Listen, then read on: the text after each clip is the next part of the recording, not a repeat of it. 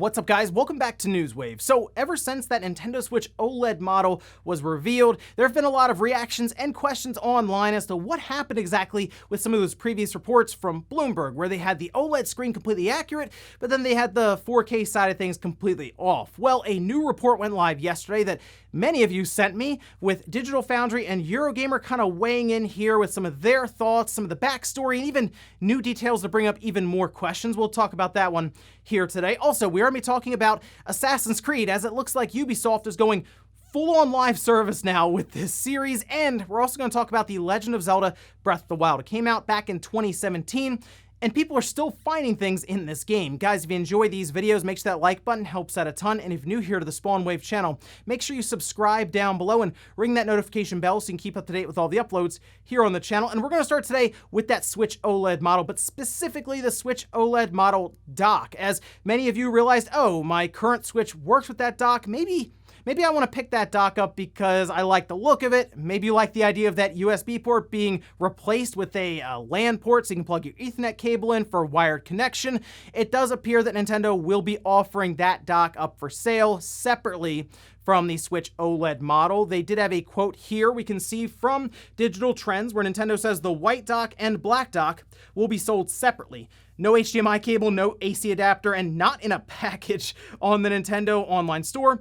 It will not be sold at retail, so no big box stores like Best Buy, Walmart, GameStop even. And it's odd that they say there'll be no adapter, AC adapter in there. I guess you'll just have to switch it out with the one you currently have, or just buy one separately if this is just a dock for another room or something there. It does seem that Nintendo wants to offer it, but not necessarily stock it everywhere. Just something, hey, if you want to grab it, you can go to the store on Nintendo's website and pick it up, which I guess is good because the current dock was becoming very difficult to find, and it kind of makes sense now seeing this new dock, as I'm sure Nintendo was looking to kind of cycle out the old dock and bring this new one in. Also, I have good news for Among Us fans, as it looks like there will be several physical editions released. That does include collector's editions. We can head over here and start with the basic model. That is the Crewmate edition, priced at $29.99. You can see all the different things it includes here, which does include like the Imposter Syndrome sticker sheet, a 1 of 12 special Mira HQ holographic access cards,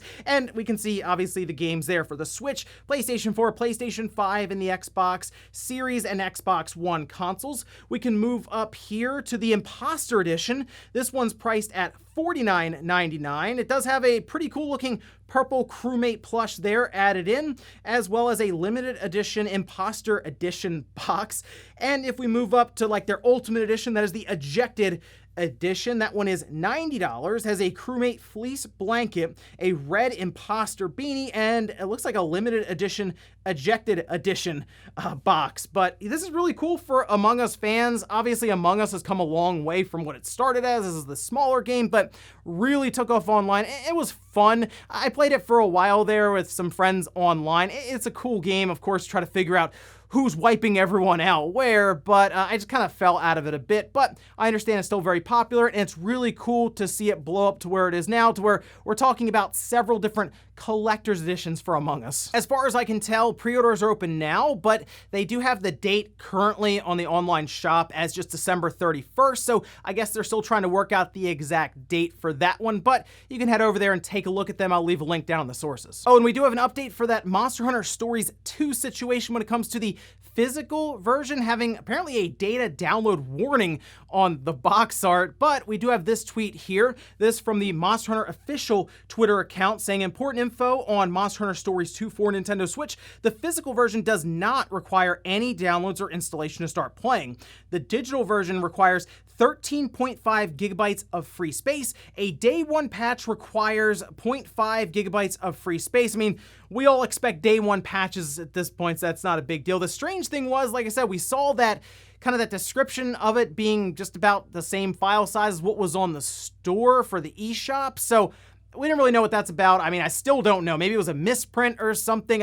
I'll find out when I pick up my copy of the game, but it looks like if it's there, it was just, I guess, an error when they were printing up the cover art for it though. So good news there. If you pick it up physically, you should be good to go outside of the 500 megabyte day one patch. And guys, with some of the quick news out of the way, let's get into the bigger stuff. Let's start right away with that Nintendo Switch OLED model that was revealed a little over 48 hours ago. And yeah, a lot of people are disappointed in it because of what could have been with this model. And of course, what a lot of people were hoping for with a 4K Switch that had some sort of performance boost to go along with that OLED display after several reports were put online, especially from places like Bloomberg. The odd thing with that though is they got the OLED screen correct down to it being a 7-inch display, but the 4K side of things did not pan out. But we did have a report from Digital Foundry. Richard Ledbetter kind of went over what he believes happened here because, hey, Richard Ledbetter was correct technically, as he was more doubling down on the side of there not being a substantial upgrade at all really when it came to the overall processing power for this OLED model. Let's head over here to the article, and I'll leave it linked down below if you want to read through it because there are some interesting little bits in here. But the first thing is they do talk about that data mining, saying at Digital Foundry we pegged the new unit as being a product refresh a few months back, especially as the Atmosphere custom firmware team had revealed the existence of a revised Switch with a new screen but the same core spec back in January. Apparently the machine, internally codenamed Ala, first appeared in the Switch firmware with Update 10, which went public in April 2020. The only real explanation I can suggest is that development of the OLED and the actual next-gen Switch got confused at some point, birthing the Switch Pro rumor. And that is very possible. I know I see people online are like, oh, they were lying, like Bloomberg was. And they probably talked to people that are like, yeah, I'm developing for 4K for something with Nintendo. And then others were like, hey, I'm ordering all these OLED screens. And they're like, oh, well, maybe there is this Switch Pro, this enhanced Switch, where we know Nintendo, when they finish a system, they immediately start working on the next system, which that's what you would expect from their hardware R&D department. They're supposed to be doing that. That's kind of their job. See, I think the biggest issue with some of these reports is that they keep trying to time Nintendo, and that's just not a good idea with Nintendo because Nintendo likes to Nintendo. You just don't really know what they're going to be doing, right? They're very unpredictable. But it does look like we have a bit more information, once again, from Digital Foundry when it comes to development kits, and this brought up a lot of questions online as to what is going on here with Nintendo and developers. This from Digital Foundry Eurogamer saying, on top of that, games running on Switch OLED have no idea they are running on anything other than a standard unit. Nintendo's developers' documents reveal that there is no way for their games to query the system to figure out whether they are running on Switch OLED or not. With that said, the firm does recognize the need for developers to test their games on the new screen. With that in mind, a new ADEV development model is being made available to coexist alongside the existing SDEV and EDEV versions. For reasons undisclosed by Nintendo, this machine ships with 8 gigabytes of onboard memory compared to the 6 gigabytes in the other development models and the 4 gigabytes of all retail units. And this, again, brought up a lot of questions. People were wondering, wait a minute, does that mean that they're preparing for another Switch system, a Switch Pro? I'm looking at this with as straightforward a mindset as, hey, developers who are probably working on games that we don't even know about. Yeah, I mean, Capcom did this modified RE engine. It could have even been them, where they said, hey, we just need more RAM on these dev kits so we can continue debugging these games that we have in development for you right now. I mean, Nintendo is always taking feedback from developers like, hey, what do you need here exactly to make sure these games are working well on launch? And they might have said, hey, we need 2 gigabytes more of RAM, or we just need more RAM in general, and Nintendo just bumped it to 8. They're selling these kits to developers and studios, not to us. So if you need more RAM, we'll put more RAM up there on this board, and then we'll just charge you a bit more for it. And I'm sure these different studios are like, great, that's what we asked for. So no, I don't really see this as, well, that's it. The Switch Pro is coming because these dev kits now have 8 gigabytes. I think it really is as straightforward and obvious as they need to do more debugging and they need more RAM for it. That said, Digital Foundry does mention, yes, a next-gen Switch is also in development, one that could utilize things like DLSS and all these different parts, maybe a custom chipset that we expect now, considering the Switch is a wild success. It probably warrants its own chip and focus when it comes to hardware from NVIDIA and Nintendo's collaboration, they've said, is going to be multiple decades. So again, I believe we're looking at the hardware here for the holiday, that being the OLED model, and it'll probably work to replace the current Switch now as we roll towards maybe a next-gen Switch in a couple of years, or Who knows? I'm sure we'll be back here this time next year. We'll meet back and we'll talk about the Switch Pro, I'm sure, once again, with reports flying all over the place. Next up, let's talk about Monster Hunter Stories 2. It's out tomorrow, but we did get review scores going live yesterday when the embargo lifted, and we can head over here to Metacritic, where it's currently sitting at an 81. And you know what? For a JRPG like this, that's about right. Usually when these JRPGs come out, I tend to believe, okay, they're gonna be somewhere in the 80s. Mid-80s is usually pretty good, so an 81, that's about what I expected there. If we go down to the critic split, it's currently sitting at 41 positive and 8 mixed. Looking down the list of the different review outlets there, the best that I saw was App Trigger, giving it a perfect 100. And then if we kind of go down from there, we have like CG Magazine with an 80, Nintendo World Report with an 80, and IGN with an 80. Now, looking through these, a lot of these reviews, it does appear that it is a solid JRPG with turn-based action, which is pretty cool. A ton of quests to go through. In fact, many of these places said to beat the game, it was like a 40-hour solid experience. But if you want to do like everything, you're looking at like 80 to 100 hours of gameplay. So it does appear like there's a lot of game to go through here, but I'm looking forward to it. I had a lot of fun with Monster Hunter Rise. I understand this one is much different in terms of the gameplay side of things, and I didn't really get too into the first one on the 3DS, but many of them mentioned that you can pretty much pick up on the story fairly easily with this without having played the first one or any of that. So if you're a newcomer to the series, feel free to jump in with this one, but looking forward to picking it up tomorrow. Next up, let's talk about Ubisoft and Assassin's Creed Infinity. Now, this is a title that was reported on earlier in the day and kind of leaked out by Jason Schreier at Bloomberg, and then hours later, Ubisoft followed up with their own press release going over Assassin's Creed Infinity. So I guess they saw it and they were like, well, we might as well explain what Assassin's Creed Infinity from our angle here is, and it does look like it's going to be a live service Assassin's Creed going forward, essentially a hub where they will just continue to update new pieces of content for Assassin's Creed. I guess rather than do single Assassin's Creed titles they have to develop every single time over and over again by different studios, they're all going to come together and just create one big, everlasting, ongoing Assassin's Creed experience. Let's head over here to Ubisoft's site where they work to explain it a bit better. Along with our announcement of new content coming for Assassin's Creed Valhalla, we wanted to share some key updates on the talented and creative minds that will now be working in a collaborative cross-studio structure between Ubisoft Montreal and Ubisoft Quebec that will guide, grow, evolve, and define the overall future of Assassin's Creed that includes an important upcoming early in development project codenamed Assassin's Creed Infinity. Rather than continuing to pass the baton from game to game, we profoundly believe this is an opportunity for one of Ubisoft's most beloved franchise to evolve in a more integrated and collaborative manner that's less centered on studios and more focused on talent and leadership, no matter where they are within Ubisoft. Most importantly, Assassin's Creed has always been developed by multicultural teams with various backgrounds and perspectives that have influenced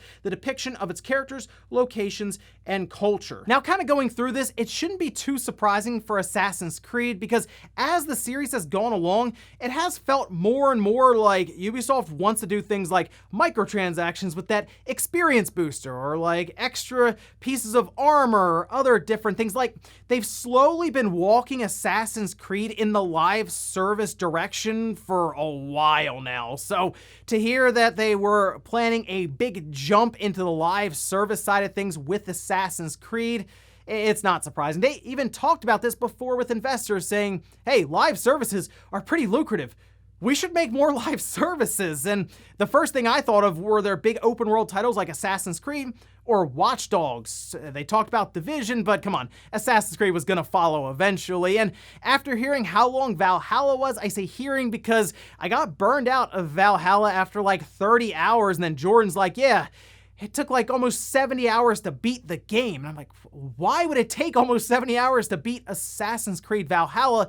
And some were saying they spent over 100 hours in the game, but it wasn't quite an enjoyable 100 hours. Basically, everyone described it to me as, well, I was already more than halfway done. I might as well finish it up. There wasn't a lot of excitement, and I think that's the biggest thing with Ubisoft is they have these games that when you first start playing them, they're really cool, they're really fun, but then that fatigue kind of starts wearing on you with this open world that continues to add these points on your map, and you're just like going from one point to the other. And maybe this is a way for them to kind of continue building on an Assassin's Creed game with more and more content and keep the players engaged, but that's what it comes back to, monthly active users and engagement. But if you get to a point where there are too many live service games in the industry, is there enough time to go around to hold all of them up? Well, I guess Ubisoft's gonna find out themselves, because I don't think this is the last big series that's gonna go full live service at Ubisoft. But maybe there's one big silver lining here. If they have enough live services making them a ton of money as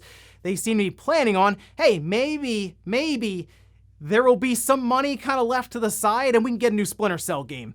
We can always hope. And in our last bit of news, let's talk about The Legend of Zelda Breath of the Wild. It released in 2017, and still to this day, I will see clips showing up on Twitter with some really cool findings and different things that people are experimenting with in that world. It's a very interactive world, so you get some pretty cool kind of results from it as people mess around with the physics and different items and abilities. But it does look like this time we're dealing with a glitch that could aid speedrunners heavily, and it has to do with getting the Master Sword very early on. Take a look at this video here. Now, this one was posted up by Gaming Reinvented, where they wanted to go through and recreate what appears to be a glitch that was discovered by Bot W on Twitter. The idea here is if you go to the Master Sword, where normally you would need 13 hearts, right, to be able to pull the Master Sword out of the stone there, you put a campfire down next to it, you go ahead and light it on fire, stand between the campfire and the Master Sword,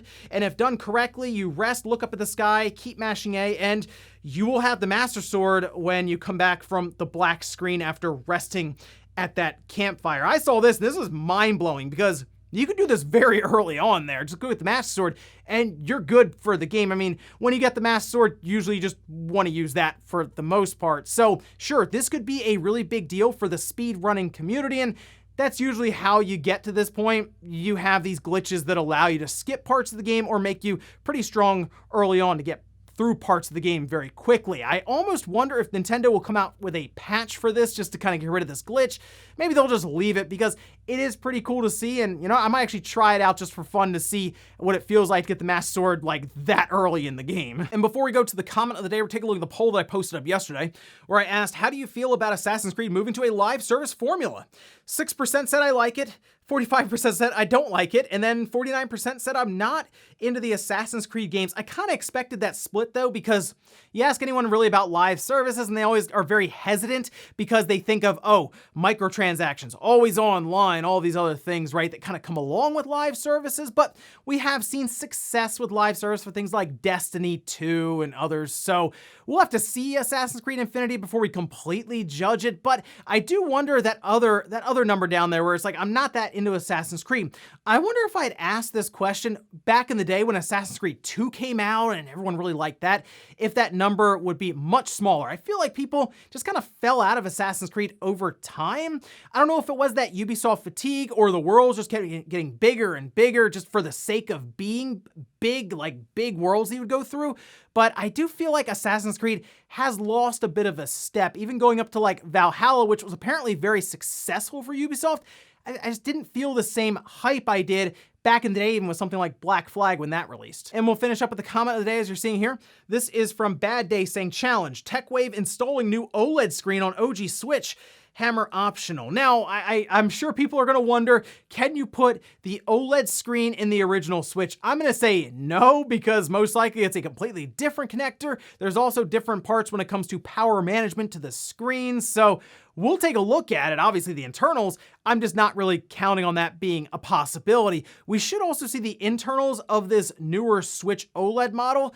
relatively soon. When those FCC filings come out, they'll take pictures of the insides, and we'll go over that to see how much it lines up with the original Switch. And ladies and gentlemen, that's gonna do it here for Newswave. If you enjoyed this video, guys, hit that like button, really helps out. If not, hit the dislike. Leave comments down below about everything we talked about here today. There's a whole situation around Bloomberg and the OLED Switch and 4K and Digital Foundry saying maybe they got it confused with this next-gen Switch that they're hearing about. Also, what about Monster Hunter Stories 2? Are you picking it up tomorrow? And then Assassin's Creed moving to a live service kind of setup. How do you feel about that? Thanks guys for watching, and I'll see you next time.